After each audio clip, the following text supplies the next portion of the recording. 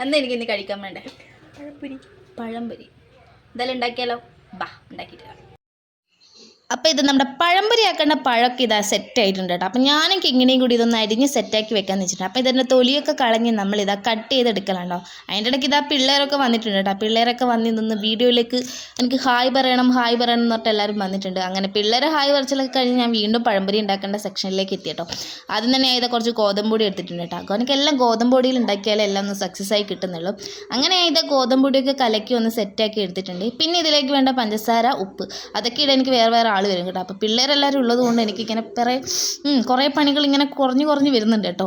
അതിന് ശേഷം ഇതാ ദേവൂട്ടം വന്ന് പഞ്ചസാരയൊക്കെ ഇട്ടൊന്ന് സെറ്റാക്കിയിട്ടുണ്ട്. അതിന് ശേഷം ഞാൻ ഇതാ പഴം എടുത്ത് മാവിലേക്ക് ഇടുന്നുണ്ട് കേട്ടോ. പഴമൊക്കെ എടുത്തൊന്ന് സെറ്റായി വന്നതിന് ശേഷം നമ്മൾ ആക്കി വെച്ച മാവ് ഓരോ സ്പൂണ് വെച്ച് ഞാൻ എണ്ണയിലേക്ക് ഇട്ടിട്ടു. അതിന് ശേഷം ഇത് നമ്മളെ പഴംപൊരിയൊക്കെ നല്ല ക്രിസ്പി ആയിട്ട് നമ്മളെ കയ്യിലേക്ക് കിട്ടിയിട്ടുണ്ട്. അങ്ങനെ പഴംപൊരിയൊക്കെ എല്ലാം ചുട്ടെടുത്ത് ഞാൻ ഇതൊക്കെ ഇങ്ങനെയൊക്കെ ടേസ്റ്റ് ചെയ്യാൻ കൊടുക്കുന്നുണ്ട് കേട്ടോ.